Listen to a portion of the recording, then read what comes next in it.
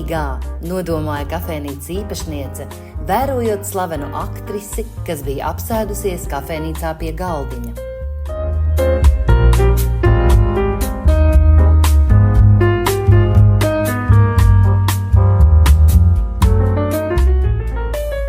Laimīgā.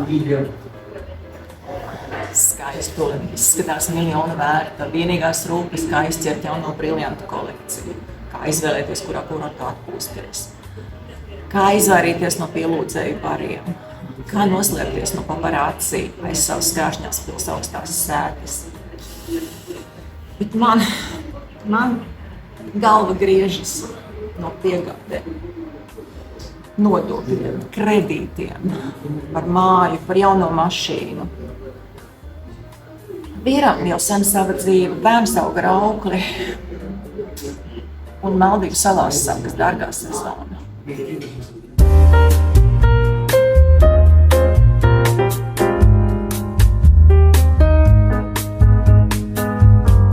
Laimīgā, nodomāja kaimiņiene, pa logu vērojot kafejnīcas biznesa lēdiju. Laimīgā. Viņa dzīvo milzīgā savā mājā. Viena pēc otras vaina automašīnas gluži kā cimdus. Bet es te bez apstājas rakstu programmas. Knapi izdodas vienistabas dzīvokli nopelnīt. Jāstrādā no agra rīta līdz vēlai naktī. Sēdi vien mājās kā ieslodzītā. Ne ģimenes, ne drauga, ne izklaides, ne atvaļinājumu. Tik sociālajos tīklos lasi, kur labāk, Ibicā vai Tenerifē. Bet dzīve paskrien garām.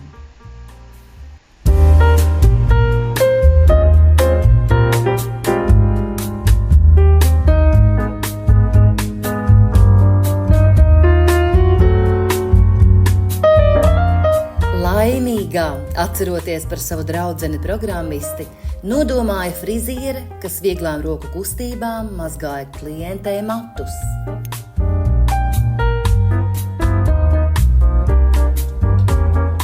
Laimīgā. Pacēla saimniece. Strādā no mājām. Mierīgi. Nesteidzoties kafiju dzer arī.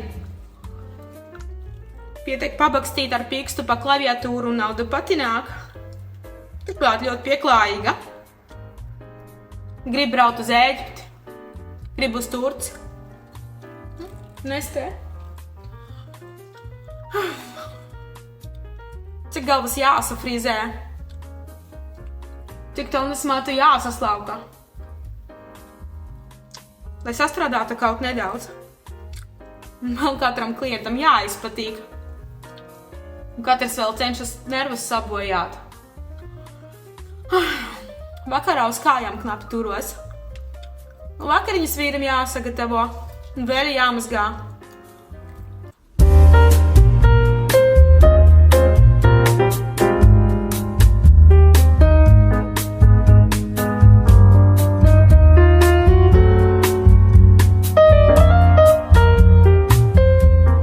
Laimīgā, skatoties uz frizieri, nodomāja zivju tirgotāja, drebinoties augstumā un stopējot iekšā kārtējo kūciņu.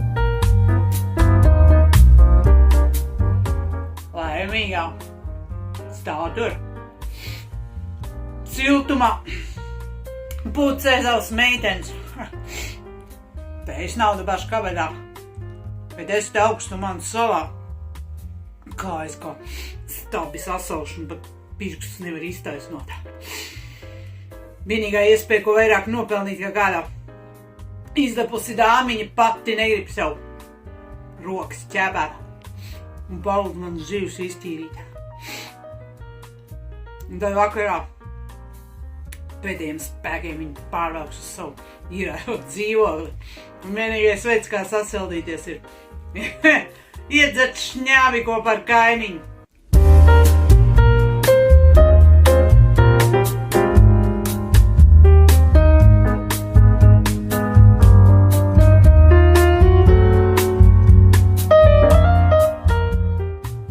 Laimīgā, skatoties uz zivju pārdevēju, nodomāja smalciņa modeli, ar acīm sekojot tam, kā pārdevēja gardu muti apēd kūciņu un rožu pušķi rokā, pozējot jauniņam fotogrāfam.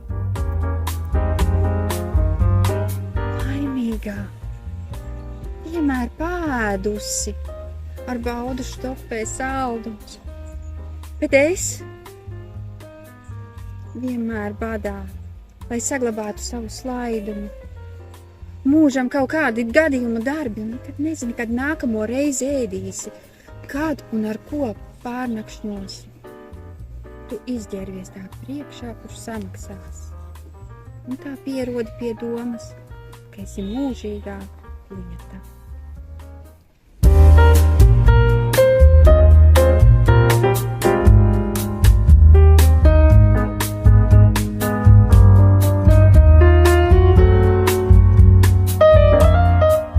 Laimīgā, skatoties uz jauno modeli, nodomāja Balzaka vecuma dāma, pētot krāsainu reklāmas žurnālu.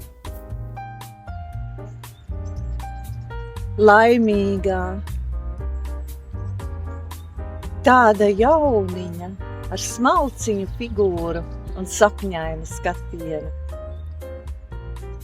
Viņai dzīvē vēl viss priekšā, un viņa nezina, kā tas ir. Kā skaistums novīst. Kā ir tad, kad tuvi aiziet? Kā tas ir, kad vīrs tevi pamet, bet bērni izaug, aiziet no mājām katrs savā dzīvē, un viņa nepazīst rūgto, vientuļo vakaru garšu.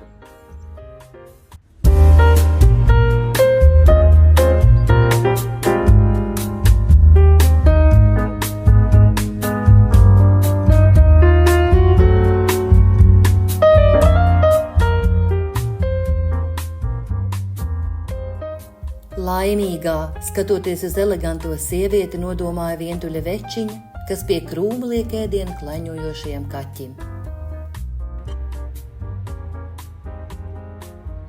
Laimīgā,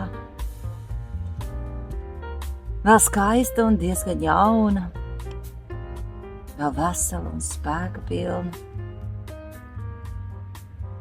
Vēl var atļauties tērēt naudas skaistam apģērbam, garšīgam ēdienam, patīkamām nodarbēm. Viņa jau nezina, kā tas ir. Kad pats sev putru vāri ūdenī, lai tikai paliktu piens, ko dot izsalkušiem, klaņojošiem kaķiem. Un tas viss, lai tikai justos kādam vajadzīga.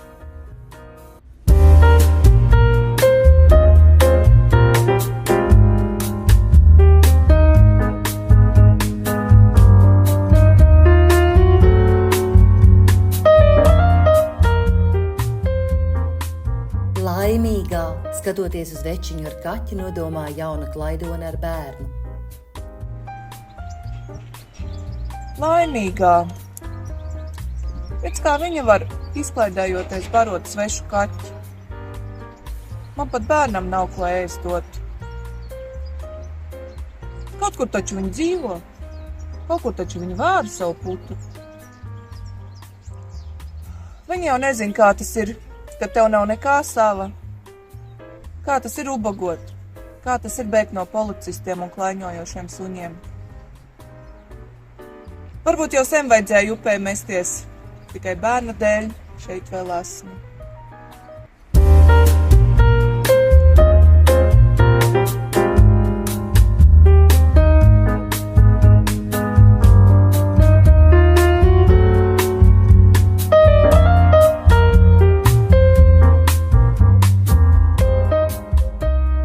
Laimīgā, dzerot kafiju un skatoties uz mātu un meitu, nodomāja slavenā aktrise. Un gar acīm paskrēja visa dzīve, skaista pasaka, kas jaucās ar cinismu, nodevību, tukšiem solījumiem, falšām lomām, brīnišķīgu pili, klusu un tukšu naktīs. Viņa asarām acīs vēroja, kā mazā meitene apķērās ap kaklu mammai, Viņa iedomājās, cik siltas ir bērna rociņas, tikai nes kāpēc viņas māte to neievēro. Bet galvā griezās tikai viena vienīga doma – ak, Dievs, laimīgā!